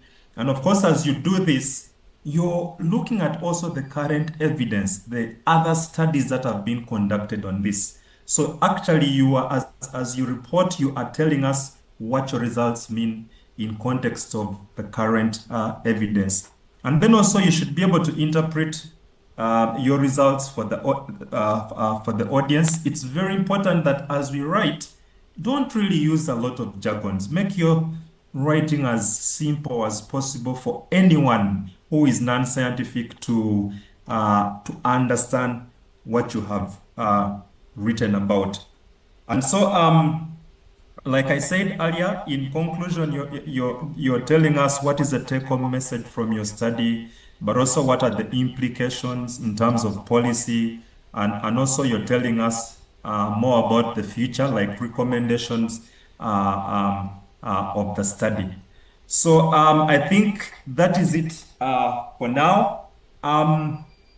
Maybe in just 1 minute, one of the things that we actually did, I know that the current chief scientific editor will want to pick it up from there, but Professor Kalebu did talk about, as you write, the right environment is important. And I know that we did start the journal clubs. Journal clubs is one of the areas that we can be able to improve. I know that we did establish the Uganda Writers Club. So it's something that we might want to pick on.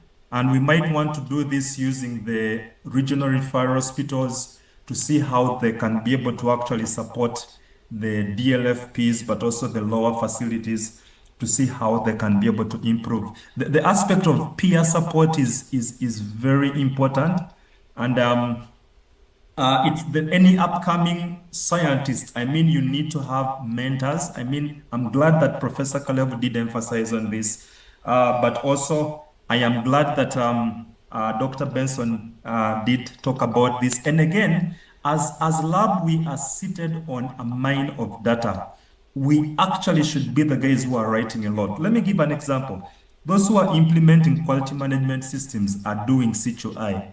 All these are things you can write about, okay? And then Also, the collaborations is very important. I'm glad that a few weeks back, the Uganda Medical Lab, Umlta was able to meet with the Uganda Society of Health Scientists. I'm humbled to be a board member there. I mean, all the best scientists in this country actually have been made by the Uganda Society of Health Scientists. So we cannot do the things alone as lab.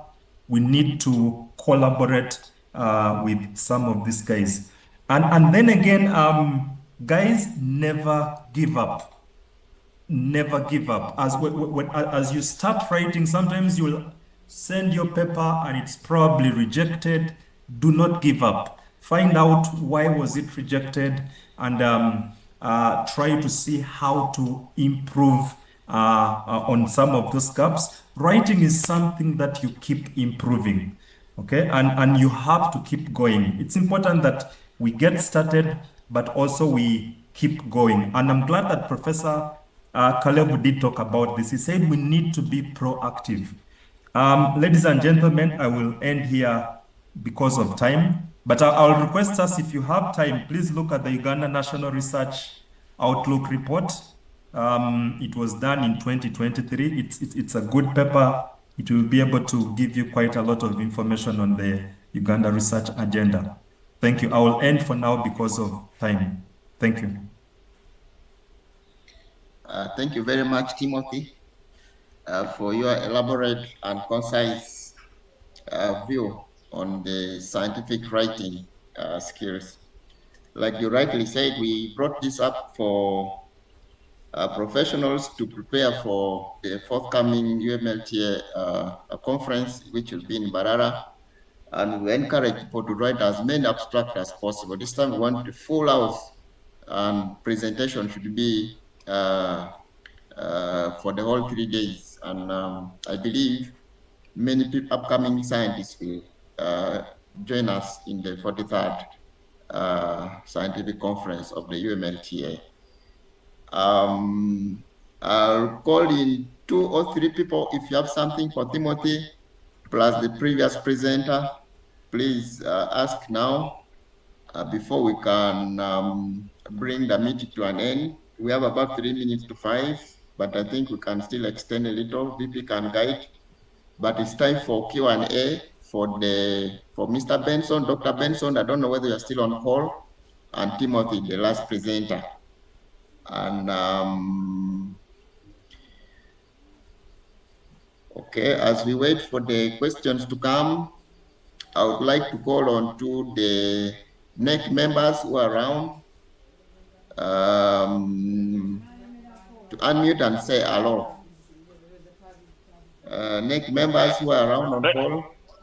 Thank you very much, our Chief Scientific Editor, for the wonderful moderation. And I honestly appreciate the 150 of. We don't take your attendance for granted, and we are really, really appreciate your coming to attend this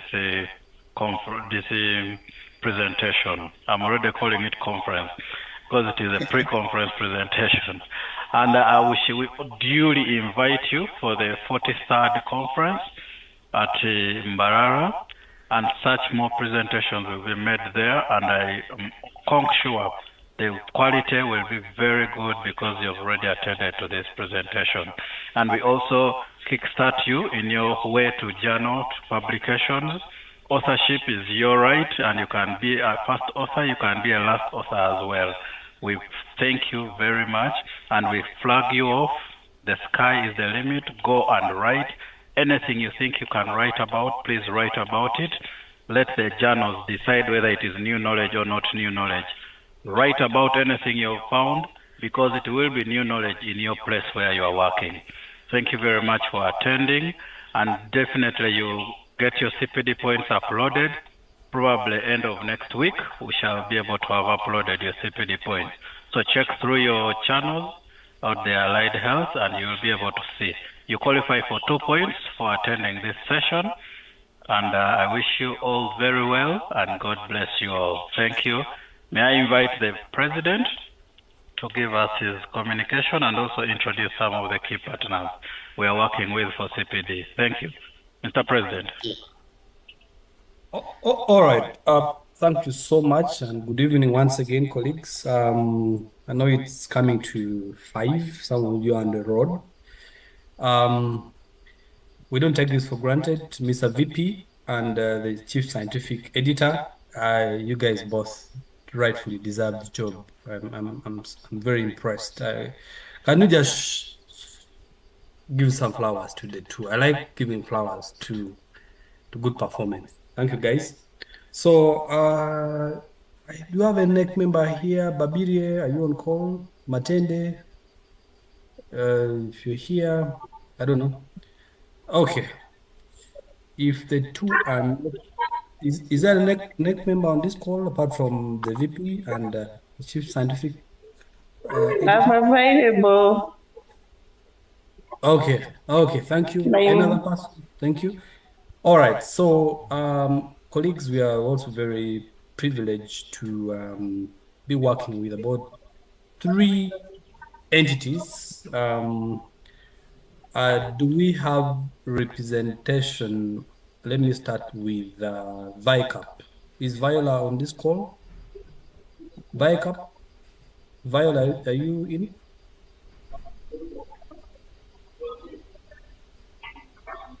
Okay. If so if Viola is not on call, but we have signed an MOU, Umlta has signed an MOU with VICAP to be holding physical CPDs. So these physical CPDs is basically for people in hard to reach area, but or even us who are in easy to reach area, because knowledge transfers better in the physical environment. So Umlta is going to give all forms of support to VICAP, the official our partners. And yes, there might be some fee that they will charge because they have to pay for the venue, they have to pay for the experts, amenities, utilities, and so forth. So yes, when that time comes, please contribute, pay some little money to just help us catch up with the utility bills. That is the VICAP. So we shall be communicating their schedules. We're also considering maybe giving them some slots on online CPDs. Our second partner is JPIGO. Michael Roger, I guess it is JPIGO that is hosting us on this. Not yet, right? Are they the ones that provided the link and the IT support, or not yet? VP. Okay. So we have our second partner called JPIGO. So they're the official IT partner for Ministry of Health, and they have offered to extend their service, their kind and general service to Umlta.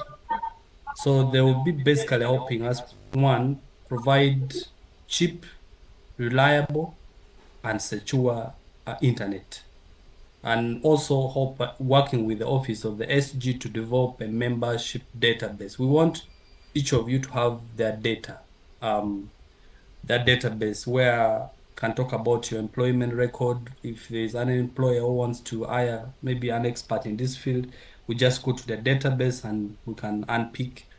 Also, we want to use our website to advertise you guys with your businesses and your areas of expertise. And so we shall work with JPIGO to make sure your database is built, but also circulated globally. But that can only happen if you are a registered member of Umlta. That's unfortunate, or that's the fortunate bit of it. So what is the call to action? Can we please register in big numbers so that the association can have weight, including bargaining? You see, in this CPD, don't be shocked to find that even one time the president, we can invite the president of this country to have a CPD talk. Recent is looking for audience to convey the message to.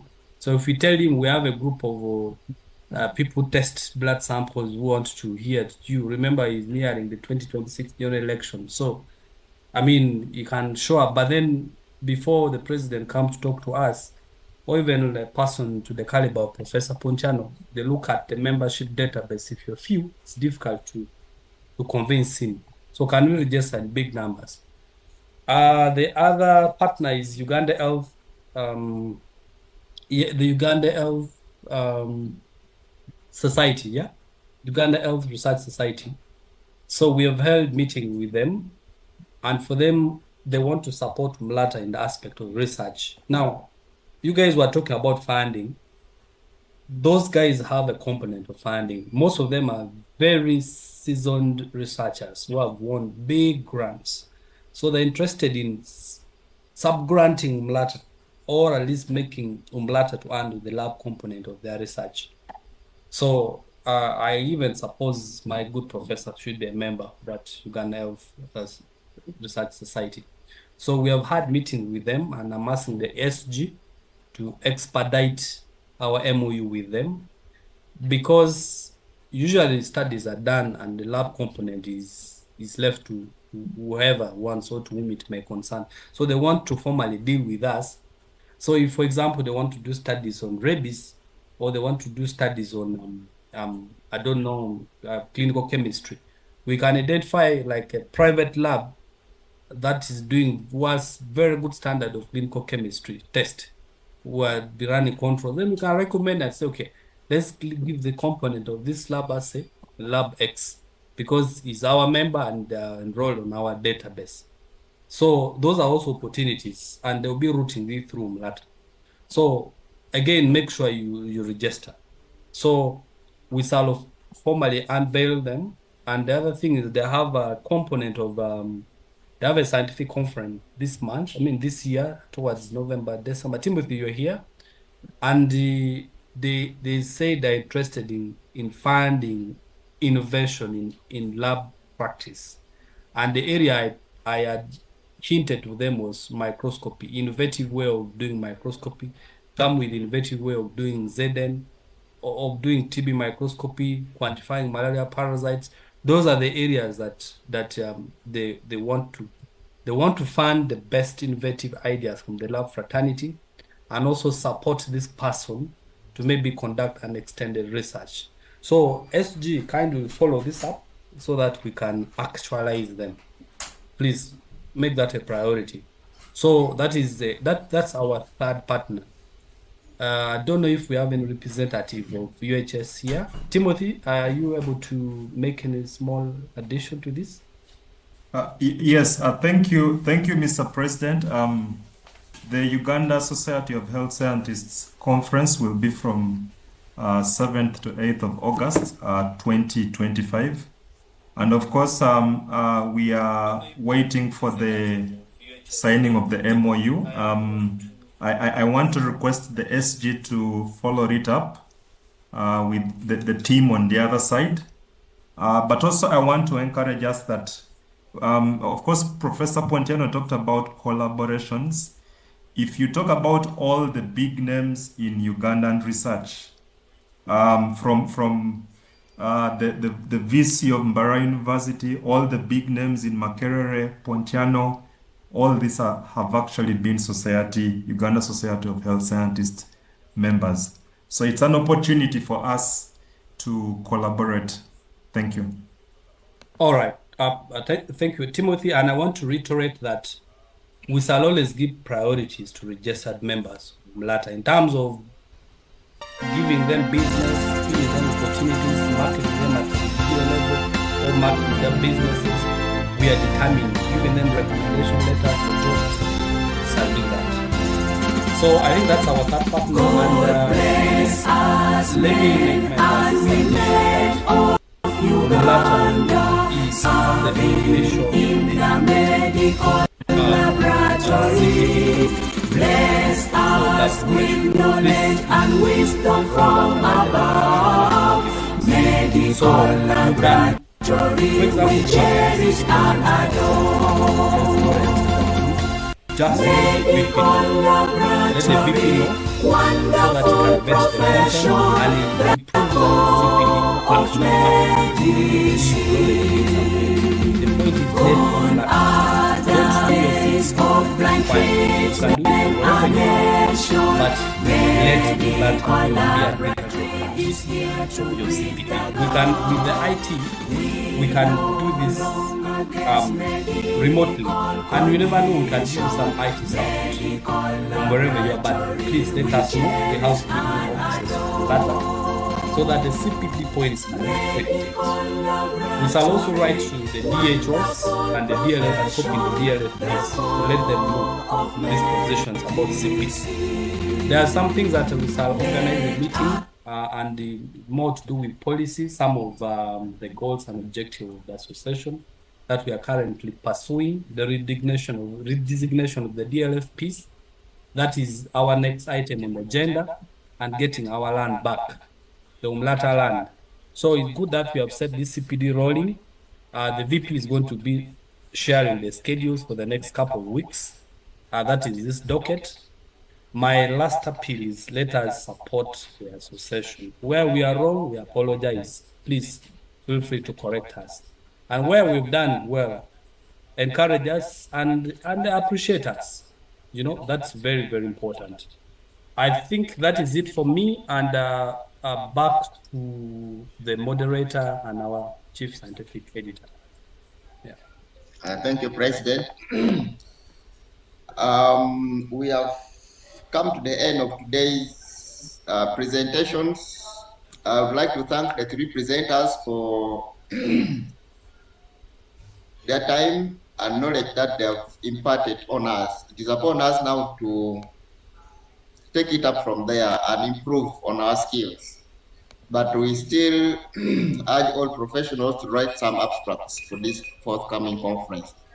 The conference theme, main theme, is innovation and excellence in laboratory practice. That is the main theme. And there are some themes that you can base on your area of write-up. We have integrating emerging technology, things to do with AI in the medical laboratory. There is plus a few other sub-themes. I will encourage you to write some abstract. Our conference is slated from 6th to 8th November 2025 and it will be in Barara. I would love to acknowledge all the NEC members who attended. I saw Maureen Kisache, I saw Damali, our Vice President, the President himself, and we want to thank everybody who endeavored to stay up to this time. Unless if somebody else has something to say amongst the NEC members, we are coming to a close of our session. Anybody? Thank you so much, the Chief Scientific Editor. My name is Matende Henry, and I am the Deputy Secretary General for Umlta. I want to thank the President, the Vice President, and all the presenters who have given us knowledge today. Thank you so much, and all the members who have logged on to listen. Please continue doing so and keep getting knowledge. Umlta is here to serve everyone. Thank you so much. You're welcome, Henry. We noted that there's concern. The link for registration is requesting for so many things. And towards the end, there are things that are not doing well, where you are supposed to identify certain images, and most people are failing at that. So we need to take it as a secretary to improve. That is just a feedback. Vincent, quickly, you are not a NEC member, but if you have something burning, please, we have closed almost. Unmute and say it out before we go. Vincent. Okay. Mwesije. Okay.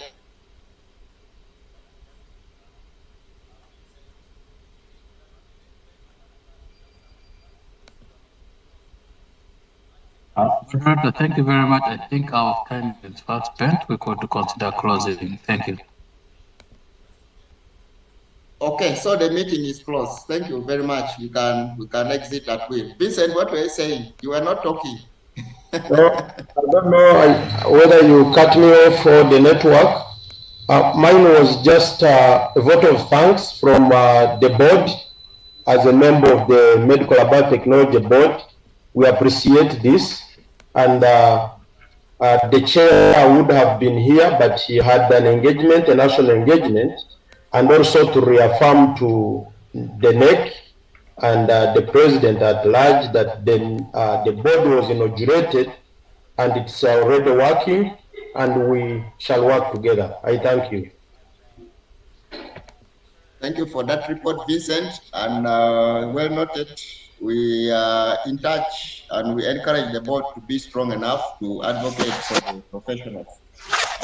We are yet to organize a meeting of the board and the professionals that may come in later. The president and the team will share that in our subsequent engagements. Thank you. Bye to everybody.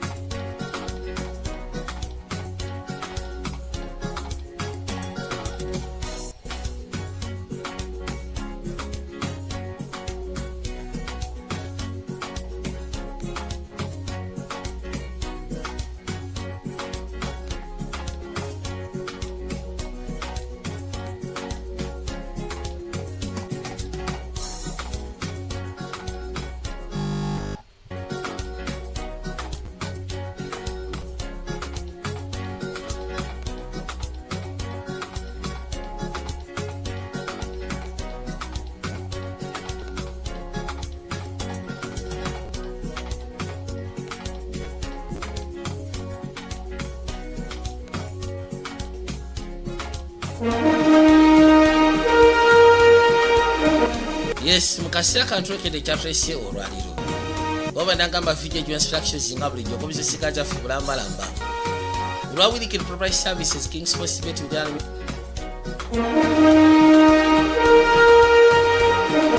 Yes, mukasira kantu kede kyatwese olwaliro. Oba ndangamba video ju instructions nga bulijjo ko bizisika kya